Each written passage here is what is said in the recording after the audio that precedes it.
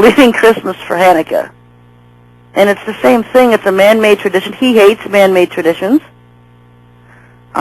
Christmas is nothing but a pagan day.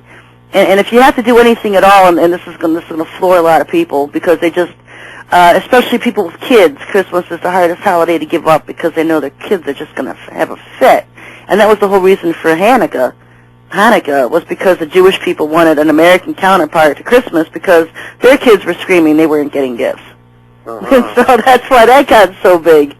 But this, I just lost my total train of thought here. Well, you know that what prompted me to call in also is that you were saying that today it's kind of slow for you and stuff, and I felt that really feel I don't know, I may be wrong, so I would like you to step in if I overstep the Lord or something, because I feel like He really led me to something that it's really important because people are not praying on the right Sabbath, and then the 7 annual Sabbaths, I don't feel that the Christian churches really adhere to those either, and those are like the most important to Him. Yeah, these holidays that He gave us and these Sabbaths are His appointed times with us, and so we replaced all of those times with our own little man-made traditions. If you take the Lord out of Christmas, you're going to feel 100% better. People will get floored hearing that. That's what I'm thinking about earlier. If you take His name completely out of Christmas, it's not about His birthday. It's not about celebrating His birthday and just say, okay, this is not about Christmas. This is just a man-made tradition where we give presents, and you're going to feel 100% better, at least guilt-ridden, a little bit guilt-free for all those people out there who cannot give up celebrating these pagan holidays such as Christmas, and then negating the holidays He gave us.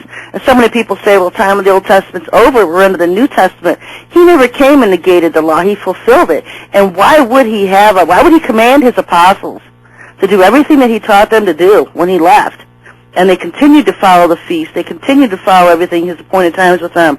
And we're going to do so in the millennial reign when He comes to earth to reign. We continue to celebrate His feasts and times. You can read about the people visiting Jerusalem once a year to celebrate Feast of Passover. So why would we stop during the church age, during the year of 2000, approximately a little bit over 2,000 years? Why would we stop celebrating all of His feasts and appointed times to pick it up again? If He's the same yesterday and today and forever, then we should have never stopped it to begin with. The apostles never stopped. It was Paul who came into the church and said, oh, that's over with, don't worry about it. While he celebrated these feasts themselves, encouraged the Galatians that they scared them, they were unnecessary, they didn't need to celebrate these. And so that's why you have today in the churches, you have what the apostles taught and what Paul taught, and all these churches follow Paul. And you know what? I'll follow what Jesus taught and the apostles taught, because there's 2 different gospels being preached, and they know that, but what they'll tell you is that, well, Paul came and replaced the other apostles. He didn't replace them. Paul came in His own name. The Lord, before He left, said, one will come in His own name that you will receive. When you wouldn't receive me, you'll receive him. And said, beware of the leaven of the Pharisees. Paul was a Pharisee. He came in His own name. And 2,000 years later, people still can't put 2 and 2 together, that there were 12 apostles, not 13, and that there's 2 gospels being preached today, one of the apostles and one of Paul's. And so people have to choose. And they say, well, this couldn't be because the Bible is the Word of God. It's infallible. He doesn't make mistakes.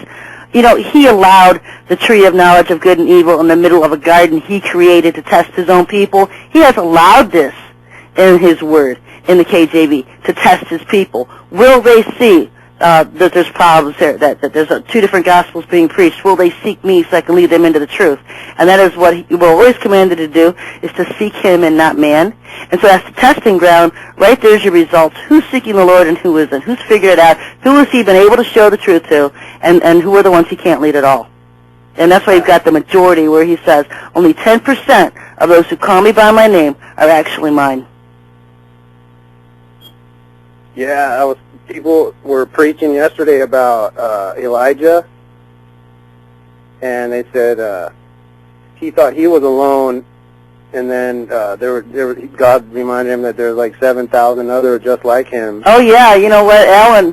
One of my callers last year, or whoever, he seems like to me like every once in a while he has somebody call in and give me that information. He reminds me of that, because you know what, Elijah prayed for death. And if you read through his story, he wanted to die. He wanted to go home. He was sick of it. Yeah. He was sick of dealing with the Lord's people. And you know what? I get the same way. I get exactly the same way. And then it just seems about every 6 months he has someone calling and remind me, Elijah had 7,000 other people that he didn't see. God bless. They hadn't bowed their knees to Baal. I feel like I can trust you, you know. I don't even know you, you know. Well, you know what? I just love the Lord. I've read a lot of your stuff, and it's like, I want to ask you stuff, you know, like I want to find out do I need to go to church, or is me just praying myself and then... Well, you were better off not even going near a church. Yeah. You know, because they just get so... It is our responsibility to study, to show ourselves approved unto the Lord, to study His Word.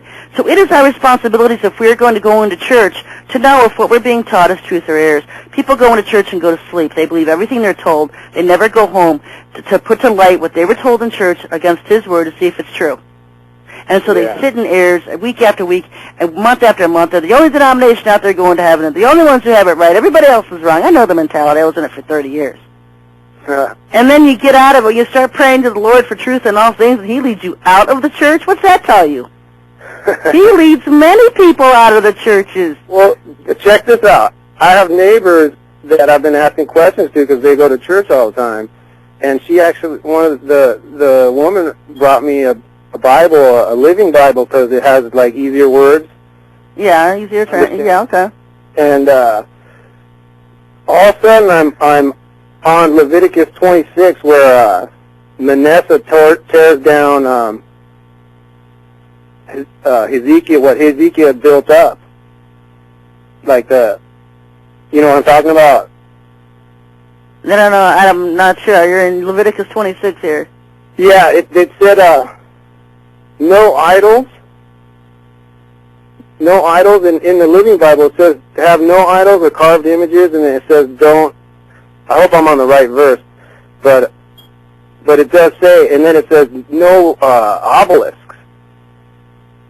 And I find that strange that the two places we have is our capital, and we're a mostly Christian country, and God says no. Oh, well, no. I mean, don't worship them. We've had, at the exact same time He did bring us over here to establish His nation here, at the very same time we had Satan running it too. And from the establishment of this country, from the Statue of Liberty all the way to our street design in Washington, D.C., is very much Luciferian and Masonic-oriented. Yeah, see, and so you always find both running side by side. But I've read that stuff, like, on your sites and on different sites. Mm-hmm. I've never really saw it in the Bible. And when I saw it say the obelisk right there, I was like, whoa. You know, I could show this to people and say that this is God saying this. This is not me pulling it off the internet. Yeah, well, you know what? How many other nations have what? What is the Washington Monument? It's something with the world's largest penis standing on land. Yeah. I mean, it's disgusting. Why do we have this in our country? There's several. I think there's 3 throughout the world. 2 of them in the United States. And these are nothing but monuments to Satan, to Horus. Yeah. Because Satanists have this whole thing where they worship, you know, the men and female genitalia and stuff. They really just pervert it. They take it a mile and run with it. And here we have this largest, one of them largest landmarks in America is a penis. I mean, it's disgusting. Yeah. And then you look at the Statue of Liberty, and I read one time a commentary about somebody putting that side by side with the description of the beast in Revelation. It was very good. The crown and all this. It was good. It was good. There's a lot of good people that have good material out there on the whole satanic, Luciferian setup of our country from day one. I know. I've learned so much, and I try to give people little tidbits, but, you know, I